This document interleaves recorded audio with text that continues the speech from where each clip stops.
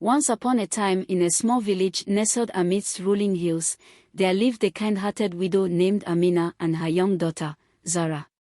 Amina was known throughout the village for her gentle nature and her knack for weaving the most beautiful textiles. However, tragedy struck when Amina fell ill and passed away, leaving Zara orphaned.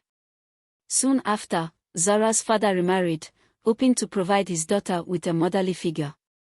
Little did he know that the woman he married, Halima, harbored jealousy and malice in her heart. From the moment Halima entered their home, she treated Zara with disdain, forcing her to toil endlessly while doting on her own children. Zara, despite her hardships, remained patient and kind, finding solace in her memories of her mother's love and teachings. As the years passed, Halima's cruelty only intensified. She withheld food from Zara, dressed her in rags, and made her sleep on the cold floor. Yet, despite her suffering, Zara never lost her gentle spirit. One day, a weary traveler passing through the village stopped at Zara's home seeking shelter for the night.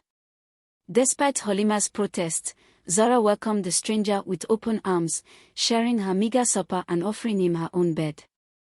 Impressed by Zara's kindness, the traveler revealed himself to be a wise old sage. Touched by her selflessness, he bestowed upon her a magical amulet that granted her 3 wishes.